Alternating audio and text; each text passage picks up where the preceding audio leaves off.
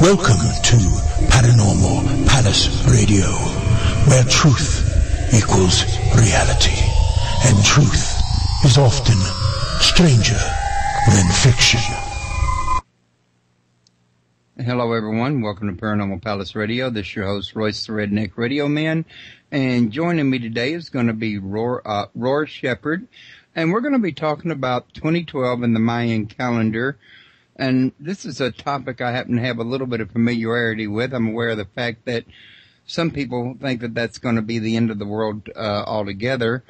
Others believe it's going to be a new beginning for everybody on Earth, and still others believe that you can't tell when the end of time is going to be because the Bible says you can't. So we're going to see where Roar is going with this here in his new book, The Universe Speaks of Love and Pain, of 2012 to 2025. So, Roar, how are you doing today? I'm doing great. Thanks for having me on your show. It's great to be here. Well, it's great to have you here. And, I got to tell you, this here is a subject, as I'm pretty sure you already know, is something that has become very popular in recent years. It is. I'm still trying to put my finger on the pulse of the subject in America. I just returned to America. I've been abroad for almost 15 years.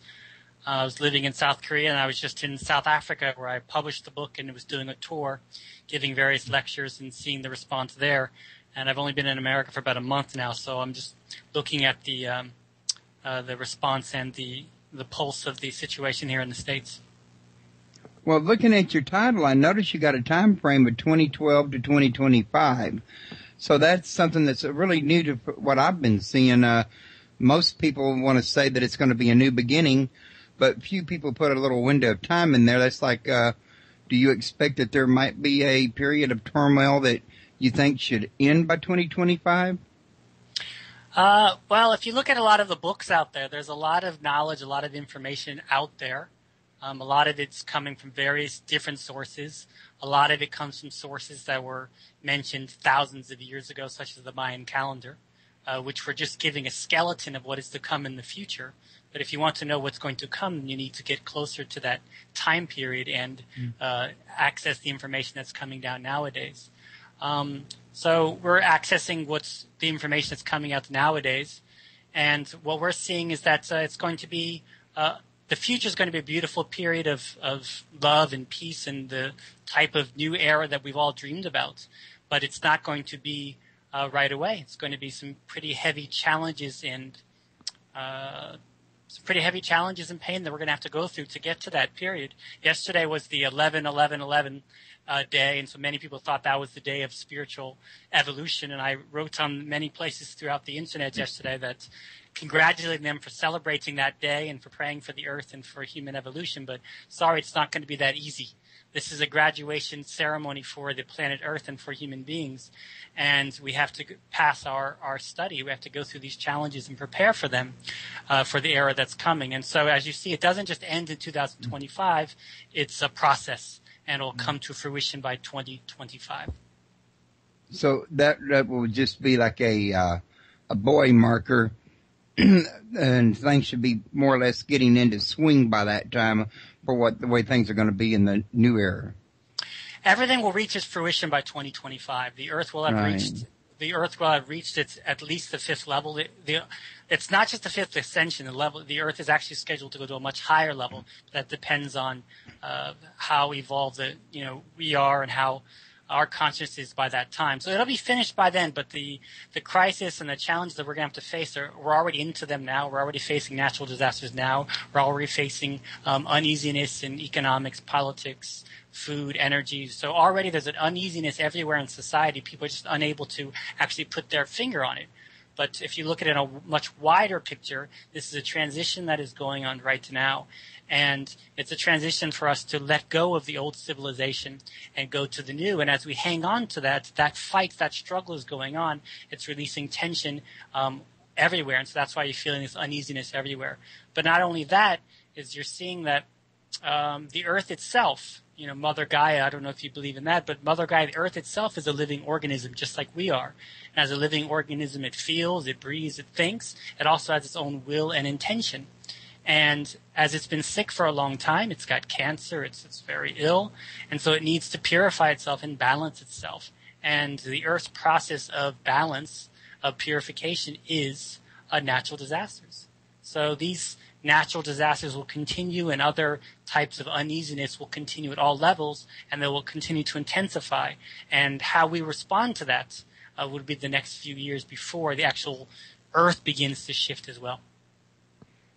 Okay, now I heard you mention something of the nature of a fifth ship, and I might be grabbing way out at straws, but when you mentioned that number 5, the first thing that came to my mind was Helena Blavatsky, who mentioned the 5 root races over a period of time, and I couldn't help but wonder, was there some kind of a connection, like you get a new root race so with each level of ascension?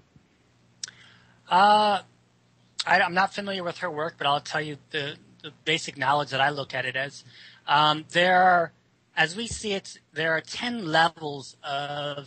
dimensional levels in the universe, and each level is different. And we're on a third dimensional planet. A third dimensional planet is a place that's a material planet. And a fourth dimensional planet is where souls go to reincarnate after they die. And so you're basically stuck in this cycle. Now, the Earth is a very, very special planet where all of us are actually souls. We're seeds from somewhere in the universe. And because we have this strong passion to evolve, everyone here and all of your listeners out there, that's our one uniting point. We have this great passion to evolve, so we came down here to study on a great planet like the Earth. But to get back to the universe, we have to cleanse our karma and go back. And to become a citizen of the universe, that's the first level of the fifth dimension. The fifth dimension is when the body is called a semi-ethereal body. It's a half physical body and a half spiritual body. That's the fifth dimension. And from the sixth dimension, you enter into just a fully ethereal body. And then it just goes up, seventh dimension, eighth dimension. Then you start to become more of a light body. And then you start to enter the universe itself by the 10th dimension. So these are different dimensional modes that I'm referring to. Like a planet like Ceres is a fifth dimension, and a planet like Pleiades is a sixth dimension, if you're aware of those. Well, I've heard of the planets, but I wasn't aware that there were different dimensions, although I have had guests on my show that said that they were, channels for the Pleiades, and according to them, their life forms were more of a astral type of body. Yeah, as I said, there are semi-ethereal bodies for fifth and sixth levels, and when you go beyond it, it's interesting because there are different cosmic beings depending on the levels. Generally, in the Western culture, the cosmic beings that we are in contact with are fifth and sixth dimensional cosmic beings. The reason for that is because those are beings who've made material cultures before, and so they have an interest in material culture and material civilization and technology. So a lot of the technology that we have on the planet comes from our contact with them. But in the East, China, Korea, Japan, those places are in contact with cosmic beings from the 7th, 8th, and 9th dimensions who aren't interested in material development. They're more interested in spiritual development. That's why you have conversations like what is spiritual enlightenment, what is awakening, that comes from those areas because those cosmic beings are not so interested in material. That's pretty interesting because I've also had guests on my show that we've talked about string theories and quantum mechanics and, what we talked about the fact that there were different dimensions during all these series shows, though, we never really covered much material about what these dimensions were made of or what they were like. And from what I'm gathering from you, if I understand correctly, is that these other dimensions were, they're not as densely material as we are. They're, which I've also heard that, all material matter is really energy at a slower rate. So they would be like a higher rate, vibration of energy then, wouldn't they? Well, you're catching the point very quickly. Basically, the standard of evolution is based on energy, and the highest form of energy is based on light energy, on how light it is. Can you hear me? Yeah. Well, yeah, so you it depends cut out on how for light just you are, not heavy. I'm sorry, Rod. Okay, I'll start from the beginning. Didn't mean to talk over you. I was just going to say you cut out for a minute. Okay, so you caught the main point that basically the higher dimensions are based on how light the energy is. And actually the standard of evolution is based on that. So they said that a soul, when it dies, depending on how light it is, it goes higher and higher and higher. So if you have a lot of attachment to materials or to desires or to emotions, the soul won't rise very highly. But if you, someone like a Gandhi or like a Jesus figure, someone who's very light, or a Mother Teresa or something who's very light in their heart will rise up much higher. That's why the Eastern arts of breathing and stuff are very important, so we don't attach ourselves to materials. So that a fifth or sixth dimension is still focusing on a highly advanced material. It's still focused on material. So the light you get, if you're able to empty those materials, then you'd go much, much higher and be a much lighter soul. So that's part of the meaning of 2012 too, is the shift going into a new dimension. To enter that resonance of a fifth dimension, then you yourself have to have that consciousness. So right now, the decluttering, the detaching from material possessions, the material civilization, attachments to relationships, so it's very important. So we have that consciousness and we can rise up. Yeah, that's really very interesting, because I've done quite a bit of study in religion, spirituality, and ancient mythology and stuff like that. And from what I'm hearing of you, it may sound a little weird to you, but some of it sounds like material that you can actually read in the Bible, but it's just worded a different way, in other words. I mean, everyone throughout the history of the Earth has been able to tap into the universe. They tap into wavelengths, they tap into frequencies, depending on whether that was their karmic connection or whether the universe had a message for them. There are those from the East who are able to, that's what the East does. You actually develop the technique through yourself that originally all human beings, right, had their chakras and their DNA much more expanded, so they were able to tap into the wavelengths of the universe. So, but then as we got into material, our chakras and stuff closed. So, but through breathing or something like that, you can reopen those and have a connection with the universe. That's why in the East, something like have you ever heard of the Book of Changes, the I Ching? Yes, I have. Yeah, so those kind of books were pulled down. That information is pulled down through breathing.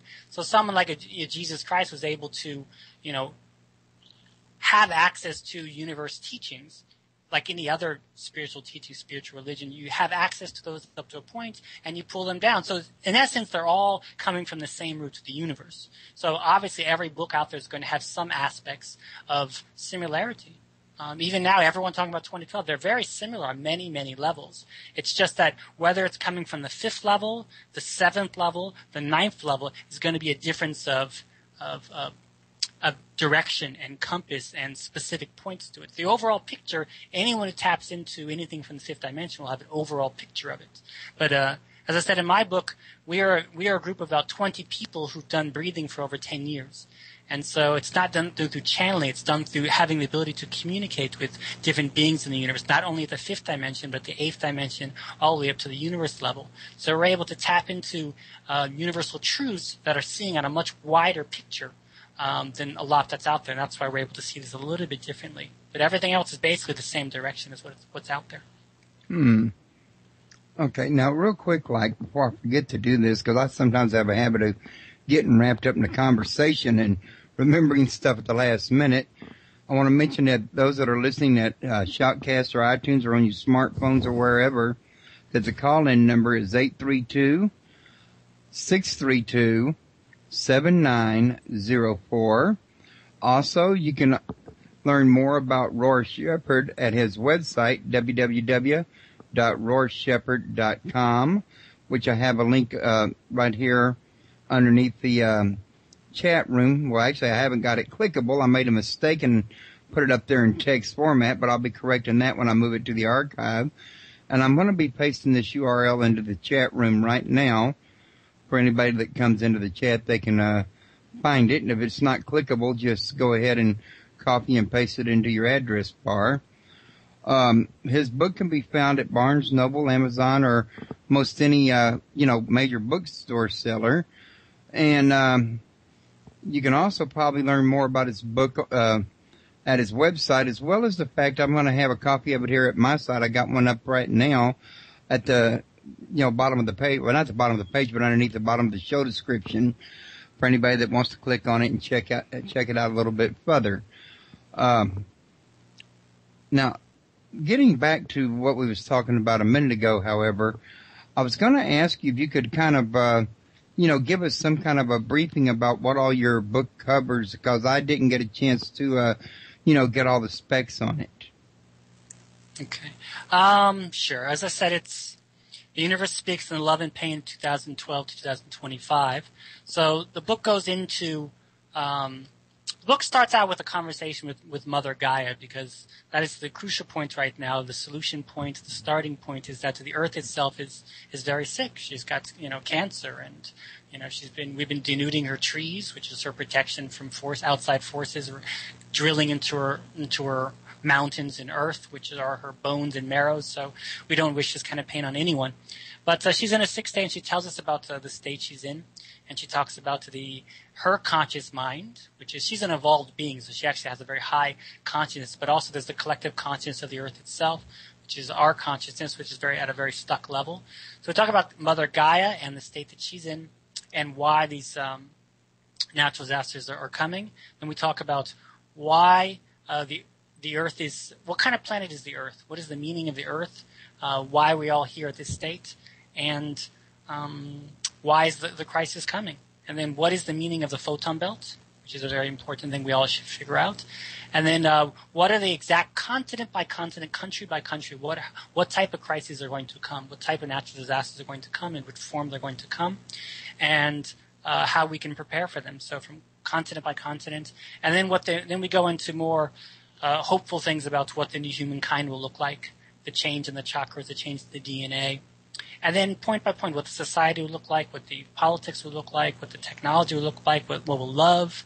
Then we go into how do advanced planets live in terms of eco-villages, various aspects. And we have conversations with famous cosmic beings who lived on the Earth, such as Socrates, Mother Teresa, Mozart, William Shakespeare, who tell us how precious it is just to be born on the Earth and how much support they're giving us. Then we go all the way up to 2025, what it'll look like. And, and then some solutions. So that is pretty much the cover of the book. So this book it contains universe energy, and universe energy is kind of energy that needs to awaken our souls. Universe energy is also the compass.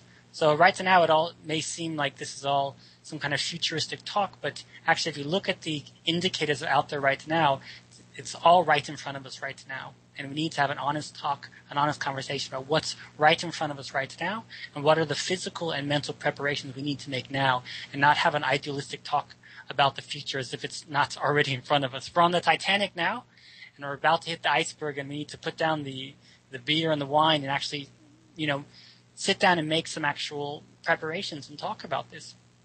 And so this is the kind of book that it's a book that we need to have on our bookshelves. It talks about every step of the way of what's going to happen. So it's an essential book, a guidebook of the future. Okay. You was mentioning a new technology. I would be kind of interested in having some kind of a peek at that. Would it be more of a type of the use of spiritual energy type of technology, or energy flow type technology, or something kind? Well, I mean, when I was in South Africa giving lectures, and I would talk about the future, and some people, 2 or 3 different people came up to me, different lectures, and they handed me these big books about the new technologies, and they've written them, and they were about how to use hemp in a certain way. So various green technologies that we're looking into, that's the future. But they said that we're going to start doing this now. I said, no, take that book, put it in the ground, and leave it there for about 3 to 5 years. That's the book of the future, not the book of right now. So place it in there. And it's going to be incredible. I mean, although we'll have a few years where technology will be cut off, we'll be without the internet and stuff like that. But then after that, we'll have infinite technology, infinite internet access, infinite energy power. We'll be in a state where we'll be with our neighbors, cosmic beings, and we'll be able to receive information from them. So it'll be vacuum technology, ability to travel throughout the universe. So various advanced technologies will be given to us depending on our level at that time. So mostly it's just something we're not really ready for quite yet. We'd probably maybe abuse it if we did have the technology. We're not ready for it now. You have to be in a state where you're able to handle it in a good direction. Obviously some technologies have already been given down here. Various, the stealth fight, technology in the military and stuff. There's been technology that's been given, but when it starts to be used in a negative direction, it stops being given down. So when our mind frames go in, one part of this shift that we're going into is a shift about, we had to go through in the beginning stages of The Earth itself also went through a process of evolution. So the first stage was a state of learning about consciousness. So we learned about religion or about folk tales, about how to be more virtuous human beings, how to have ethics or something. And the next stage was how to grow our thoughts, our technology. And the next stage is now the Earth is in a stage where it's going from material to spirituality based on materialism. And one aspect is we need to not only have intelligence, but we also need to live a righteous life. We need to know how to be virtuous beings in our actions and our thoughts. And so when we have that kind of mind frame, then there's all kinds of technologies that we can tap into and use. Would you say in principle then that this would be kind of like if humanity took the right steps to prepare, they would be in essence bringing heaven to earth? In a sense, yes. I mean, everyone's saying the same thing. It is your concepts of heaven will be very different, but everyone's concepts of, you think of heaven, you think of it in a positive light. I assume that's what you're saying. You see heaven as something positive. It's a great paradise. The nature is beautiful. We would live with nature. The animals would be beautiful. We'd live with the animals. We wouldn't try to conquer animals. We would try to possess them. Animals have equal access to the world as we do. So we'd have the concept that we are one and living with nature. Then, of course, that would be the world. And if we could have access to technology, then we'd try to share that technology for everyone. We try to live together with humanity. So that kind of world, then you can say that heaven would descend, the universe would descend, or we are evolving our consciousness, expanding our consciousness to local, regional, national, global, and now universe citizens, universalization, expanding our consciousness to be one with the greater consciousness of the universe. In that sense, sure, heaven is coming down. See, the only thing now that a person might stop and think about is people that really pay attention to people and the way they act today. A person would have to wonder, could they really accomplish so much between, say, now and 2025 that things would start becoming so drastically different than what they are now? Well, I mean, you have to really, really open your eyes to the state of the earth right now. I mean, natural disasters are happening every single day, and they've increased over the past years. Not only have natural disasters increased, but the magnitude of natural disasters, now 7.0, 8.0, even 9.0 last year in March. And we're going to see some heavy natural disasters. I actually predicted a huge 9.0 natural disaster in Boston, almost a week ago or 2 weeks ago, and it happened in Oklahoma. So we are going to see some heavy natural disasters to hit America and the rest of the world. And we're also going to see the United Nations mention recently that after the Thailand flooding that happened last week, that now we're going to have a food crisis, a grain crisis. Only 50% of the worldwide grain amount is going to be produced. So you're going to have a worldwide shortage of food. That's right in front of us. They predicted that in the Business Week, Forbes Business Week last December, when they predicted the price of commodities in the future. So they knew what they were talking about. So you just have to look at the data that's already out there, not in extreme thoughts. Just look at the data that's in front of you, and you'll see natural disasters are increasing, food crisis is increasing, and that just goes down into a domino effect. And you have an energy crisis. So if all these things are start to put in place, then they affect you. They affect you on the dinner table. They affect you at home. So what needs to happen is you need to have an honest conversation about these things are coming at us. So if you don't have energy, if you don't have oil in your house, how will you survive through the winter?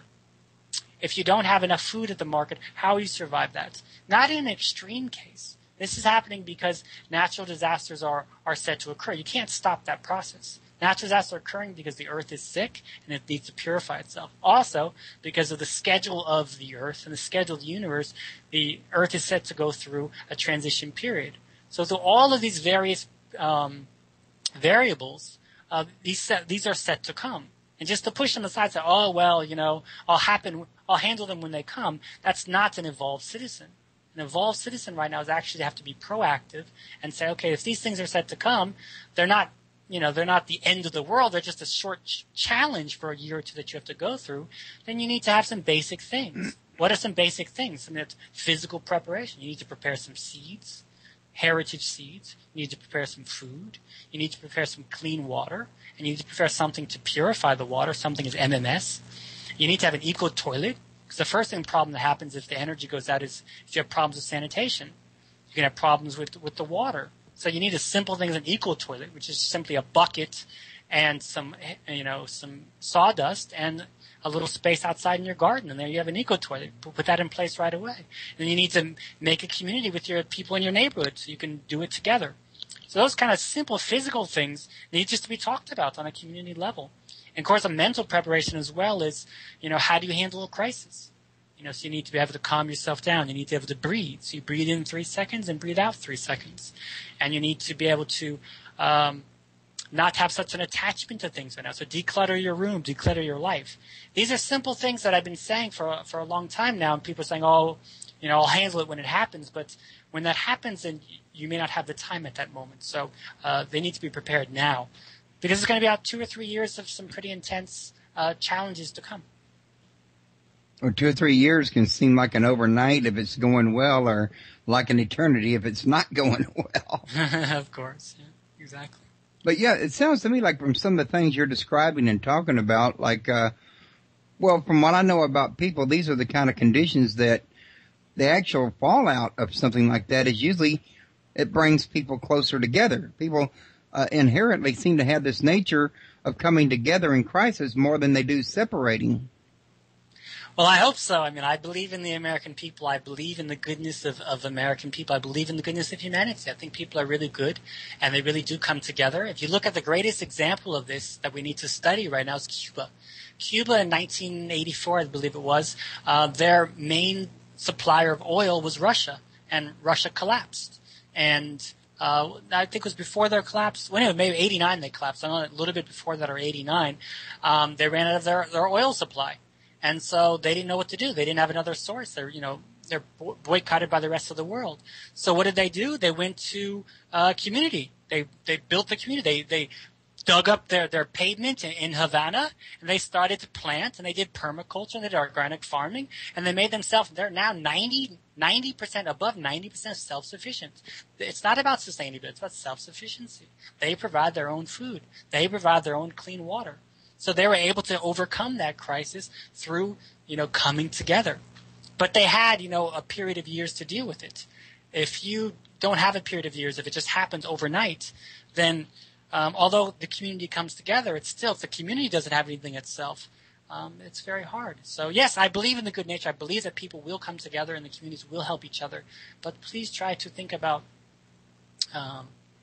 preparing in advance. Also something like,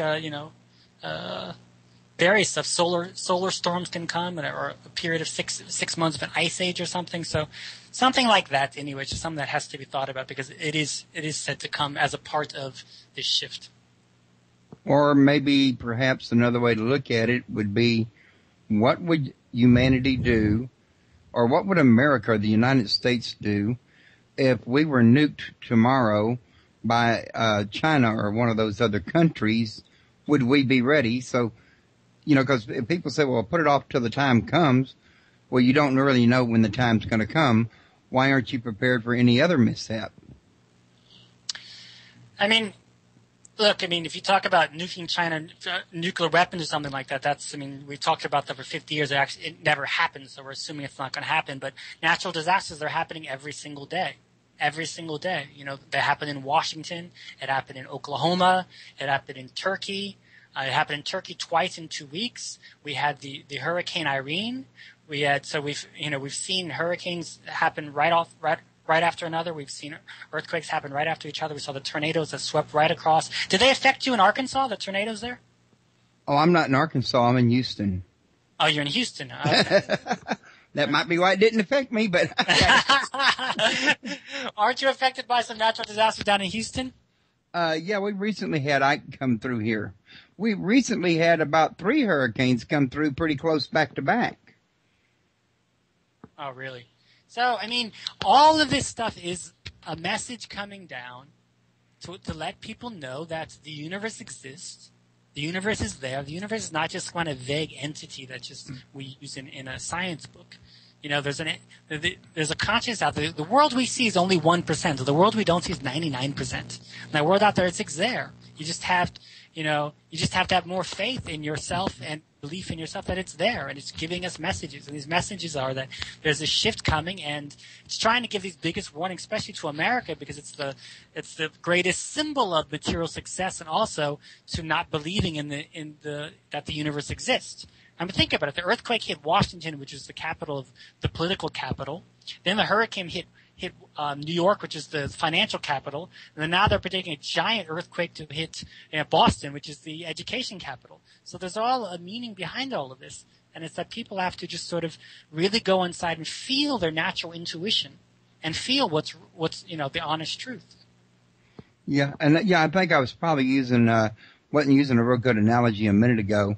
But, while you're really talking about these natural disasters, there was also not long ago the earthquake in Chile that, as I understand it, actually caused the pole to shift a little bit. Not a lot, but I mean, it actually moved the continent. You might be, I wonder how many of those people would have wished they had had a little food backstashed somewhere to last them after the fact, or had made some other preparations. But they never saw it coming, in other words, and they were ill prepared. Well, that's exactly what we're seeing. We've seen the one thing the reason I could talk about these natural disasters is because I predicted them since my book was released. Since I wrote this book back in March, although it was released in September, it was written back in March. So since there, the things we predicted is we predicted the earthquake in Japan, and it came true. We predicted the earthquake in Washington, it came true. We predicted the earthquake in Chile, it came true. We predicted the tornadoes that started in the Midwest all the way to the east and swept across. We predicted them, they came true. And now we're predicting a huge earthquake, most likely by the end of the year sometime in Boston. So these things have happened, so we're seeing the patterns to come. And, the way we've treated the earth till now, just drilling into the earth and having put trash all over the earth. And there's a style pile of trash in the Pacific Ocean, the size of Australia. So the earth is in such a state because of our, lack of care for the earth, that the earth has to cleanse itself. And then also we found out recently that our technologies, like our cell phones and stuff, have to do with shifting of that's why the North Pole and the South Pole, the shifting of it, and the magnetic field of the Earth, one of the reasons for the reducing of that is our cellular phones. So of course the earthquakes too are also playing a factor in that. So they're all connected. So basically, then, what is actually happening with the cell phones that has that kind of an effect? Is it the microwave type energies that they put out interacting with the energies of the magnetic field of the Earth that's causing that? Exactly. That's a pretty big shock for us. And that magnetic field is important because all of the animals on the Earth, the whales, the bees, use that magnetic field to find their direction.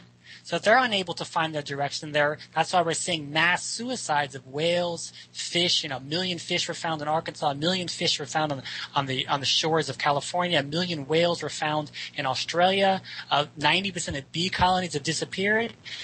Is all of this an accident? You have to be able to piece all of this together in a very calm-like way and see which direction it's going. It's not a doomsday event. It's just like, so this is the schedule we're at right now. And so without that magnetic field, these species cannot find their way to go. And Einstein said, if the bees disappear, then within 4 years humanity will disappear. So there's all a message behind this. And that's really very interesting because I'd never really thought about it. It's not if you ask me, it's not the sort of thing the average person does think about. I mean, you can watch the Discovery Channel and they'll tell you that bats have kind of like a built-in radar, but yet they never cover what kind of technology might interfere with or affect that radar. And they never really talk about any type of similar systems in other animals. That does not mean just because they haven't mentioned it that it's not existing. It's just that maybe it hadn't been discovered or, it's not understood yet, in other words. So many times when man does things, they don't really know the full extent of the ramifications, I think. Yeah, I mean, that's true. They just don't. But once they find out that, then they have the obligation as protectors of the earth. We were all born to be the protectors of the earth, honestly. We had that responsibility when we came down here, not just to responsible for ourselves and our family, but for the earth itself. And so once we find out that, the type of systems we use, the type of material we use, the technology we use is damaging the earth, or it's, putting a species at risk or into extinction or damaging the whole planet, then you have to change. And which actually, for my way of thinking, most anybody can tell you, if you got a car, you got to take care of it. You got to change the oil, change the transmission fluid, put fresh Freon in it, etc. you don't take care of your car, it's not going to take care of you. Question being, you got a planet, you live on it. If you don't take care of it, what makes you think it's going to take care of you any more than the car would? Well, that's the planet is trying to give us warnings. You can't say it's not giving you warnings. I mean, the warnings. The funny thing for me is I went to visit America back in May, and I said I hadn't been here for 8 years. Been in Korea for 15 years, and I came here and I was just shocked that every single day there were natural disasters occurring throughout the entire country every single day. It's not like that anywhere else in the world. So it's like there's a strong message because America is so focused on technology to try every way to send them a message. And, when one species dies on the Earth, it affects the entire system of the Earth. And it's a huge loss. And it means it's closer to the Earth having to really struggle to survive. So at this moment, we need to see the Earth as a part of us, as a living organism, and we need to actually try to look, if the Earth is actually a highly evolved being, and we ourselves came here to evolve, we ourselves want to be more awakened and more highly evolved beings, then the easiest way for us to evolve is to try to tap into a higher consciousness. The actual highest consciousness on the Earth is actually the Earth itself. So if you actually, how do you tap into that consciousness? Well, you talk to the Earth. It's not just about, being an environmentalist and, reduce your water, which you should do, or, other forms of environmental protection. Also, is actually go down and touch the soil. We all come from the soil. All the food comes from the soil. Where does your food come from? Go back and try to find out what's the source of our food.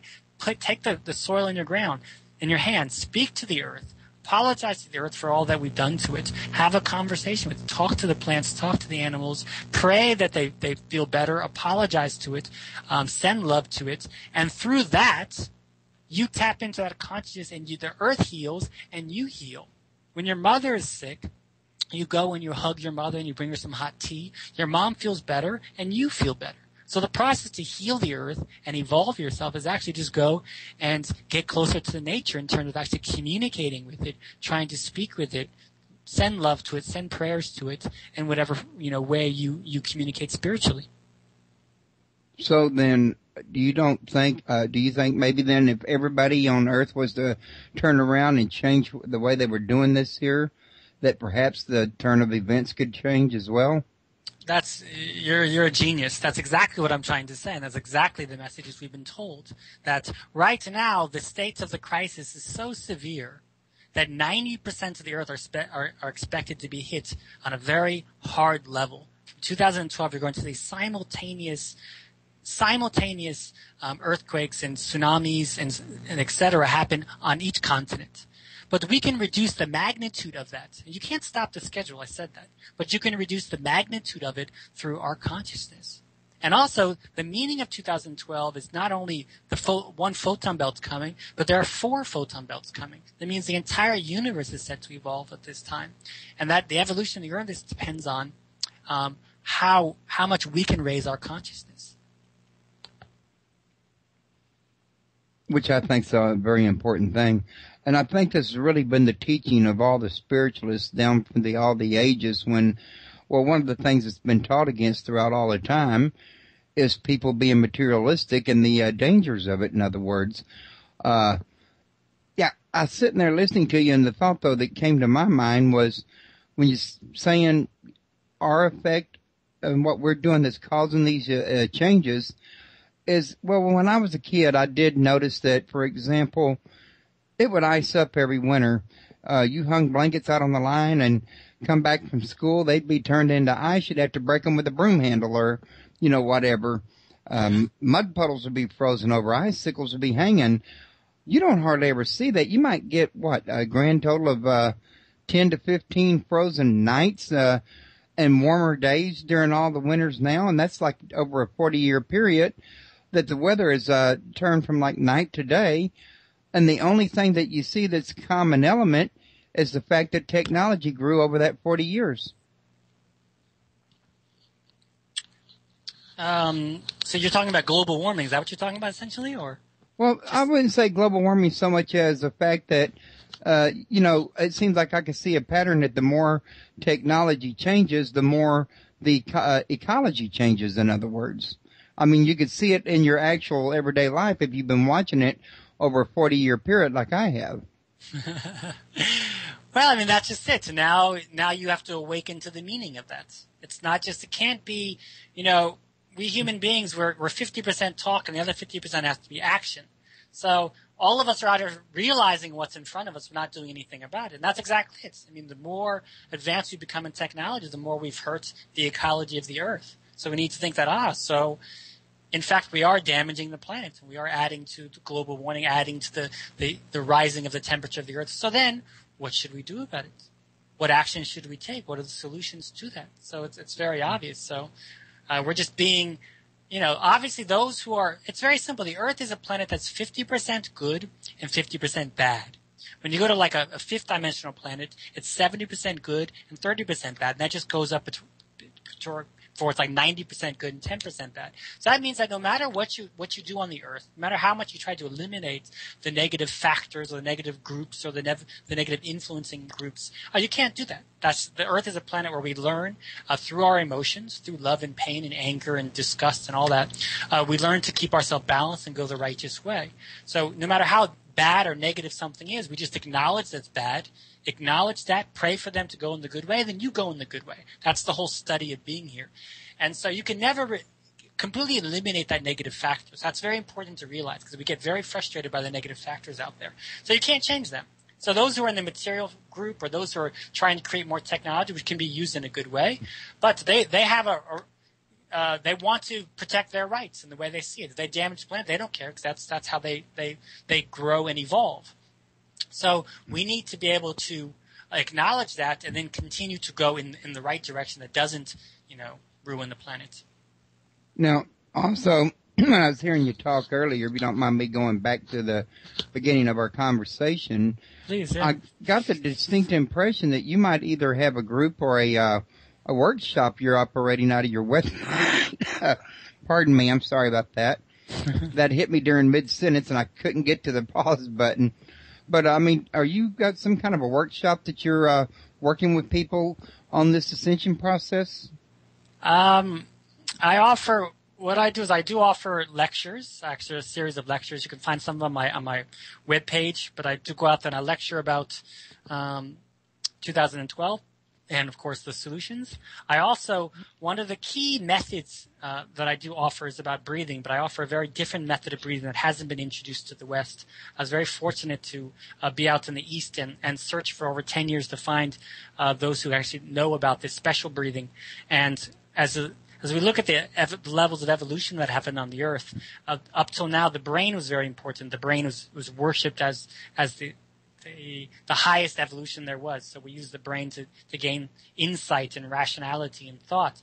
But then later on, over the last 40 years, we've known that the heart is very important. So you've seen the heart, and heart's math has shown us that the vibrational wavelength of the heart is much stronger than the brain. So people now focus on the power of the heart. But in the East, they laugh about that because they say, what's greater than the heart? And you guess it, that's the gut. Your gut instinct, your gut power. Where does a baby breathe from? It breathes from its gut. So 2 inches from your belly button down there is a place, our original center of the body. It's our center point. So if you can place your consciousness there, then your consciousness is balanced and aligned and calm. And you can see your way forward because you're balanced. And it's your gut, so it's got your power, instinctual power, instinct. And also if you can place your emotions there, then you don't shake by no matter whatever comes. You just sort of feel it like a pebble. So we're trying to get our consciousness, our emotions, our breathing, our wavelengths down into the guts. And that's what this breathing teaches us. So up till now, when you breathe from your chest, the breathing is very shallow. So you don't get much power there, much different movements. When you do any kind of breath work, you get the breathing down to your abdominal area, and you pull in more oxidation. And oxidation, expands your breathing 8 or 9 times, and you get more energy flowing, better circulation in the body, better health, and more power. But the only thing is that when you do breathing from the abdominal area, like yoga or singing or Pilates, it doesn't store any energy. But if you can get the breathing down to your gut, then the gut is the only place where energy is stored. And when energy is stored there, then you use that energy to go deeper inside, and it gathers like snowflakes. And you're able to lower your wavelengths. And as you lower your wavelengths, you're able to actually return the original ability of human beings and actually have a communication with nature and the universe, which is how I wrote this book. So through lowering your wavelengths, you would actually communicate as well and find your balance point, which is the new era we're going into, the era of the universe consciousness, and breathing. So I teach people how to do this breathing. We call it dungeon breathing, and the methods of 2012. So yes, I do lectures and workshops on that. Sounds fantastic. But I was going to mention that we got according to my clock, 15 minutes remaining on the interview here. And I didn't want to let you get out of here without first asking you've got any upcoming events you'd like to, or new books or anything else you'd like to mention to my listeners. Well, I'll say that I did place 2 new ebooks on the Amazon.com. One's called The Earth's in Danger, and The Tears of the Earth. So Tears of the Earth is the voice of the animals, having conversations with plants and animals, and tells us their stories and the states they're in and how they're feeling, the stories of the bees and how they're disappearing and why, and the stories of the whales. The Earth is in Crisis is just a summary of my big book, The Universe Speaks, and it talks just about the continent by continent, the disasters to come and the solutions. And, of course, The Universe Speaks on the Love and Pain of 2012 to 2025. That's an essential book to have if you want to go step by step for what's going to happen. Now, is this book, The Universe in Pain, is that a very big book with a lot of pages? Takes a while to get through, or is that a average size? Or the 2 little books, Tears of the Earth and The Earth is in Crisis, those 2 books are very small, little 50-page booklets on Amazon.com. And the big book, The Universe Speaks, is about 290 pages. I tell you one thing, I recently was reading a book called Iroquois Supernatural that had about 350 pages. And the one thing I noticed is it's amazing how much information you can stick into 300 pages. Not only that, this book contains universe wavelengths, so each time you read it, you'll receive it differently. Each time you read it, you'll pick up something you didn't pick up before. So you can read it again and again. Each time you'll awaken to a different consciousness or reality or truth. So it's kind of like reading the Bible in that respect. It contains the wavelengths of the universe, so all these spiritual books have that kind of essence into them. Ah, okay. Well, yeah, because I probably have read more than one book that, you'd receive a little more out of it, next time that you read it. I wanted to also tell all my listeners not to forget to come back Tuesday night, as I'm going to be speaking to Joshua Free, and we're going to be talking about the Anunnaki, religion and spirituality. It should be an interesting show. And I want to remind anybody out there listening that a great place to go if you're looking for a drama-free zone to socialize with other people of like mind in the paranormal community. United Paranormal International is a great place to be. They've had a site up for a few years now, social network, and they got, people and, investigators, whatever have you, all around the world, and they're all gathered into one place where they could share knowledge without all the drama that you see on some of the forums out there today. They just basically want to bring peace around to the world and, the freedom of, having your own opinion without being ridiculed for your opinion, in other words. Now, Sheppard, I want to also remind everybody that your website is www.roarsheppard.com, and it looked to me like that was perhaps a blog. You got more information about him there, and you also got links to your books there, don't you, Roar? UniverseSpeaks2012.com is the website, the UniverseSpeaks2012.com, and then also RoarSheppard.com as well. Okay, I wasn't aware you had a second website. When I move this to the archive, I'll put the other link up there with the first link, and I'll try to make them both clickable at the same time. Thank you. Did you have any, last-minute thoughts that you'd like to share with my listeners? I'd just like to say that I mentioned a lot about the challenges because they're right in front of us. This is coming from a great state of love and care for humanity. So it takes a lot of it's very brave of me to stand here and do this. I know it's been very hard. It's also brave of all of you to be here right now at this state at 2012. All the souls who are here right now are very brave. And you're brave because you wanted to evolve and you wanted to be here right now to face this challenge. So I ask you to please remember that you're a seed from the universe and remember why you originally decided to come here. There's a reason why. You know, in my book, Mother Teresa says, they said they had this role, so I stood up and said I will take it. So what was the role you decided to take right now? Why did you decide to come to the earth at this moment? And most likely it's because you wanted to share this message with many other people to help them to prepare. You know, your sole reason for being here is that you wanted to cultivate yourself to be pure and beautiful. And when you feel pure and beautiful and rounded, then all your internal sorrows and longings are fulfilled. So I just hope that all of us right now can remember that we are seeds in the universe and we came here to do something very precious and to play a role. And we need to share this with many people so that we can get over these challenges together and face the beautiful future together and all be together as a community at that time. Alrighty. Now, also, do you have contact information on your website or either of your websites or people that want to send you some feedback? Well, I'll give it to you now. It's universeroar@gmail.com. Universeroar at gmail.com. gmail.com. Okay, gotcha. So, folks, you have that there email address. If you have any questions or any feedback, you'll just send them off a email and let them know what you think about it. And, well, Roar, I got to tell you, it's been a pleasure having you on, and I think you're doing a fantastic job out there and a job that, you know, really does need to be, taken care of. There's no doubt about it. Anybody almost you talk to on the street will tell you the world's not in the condition it should be in. And, well, a lot of people are really quite worried about it. So, you know, people like you that are trying to bring a little light on the subject, I think should be welcome, in other words. And I have also wanted to ask you if you'd be interested in coming back again in the future. Well, thank you so much for having me on your show. I believe this is a message that has to be out there as well. I think anyone who just looks at the newspaper or the television or the radio can feel that there's an uneasiness out there, and we need to have people playing the role of the compass and showing us a way forward. And I really enjoyed being on the show.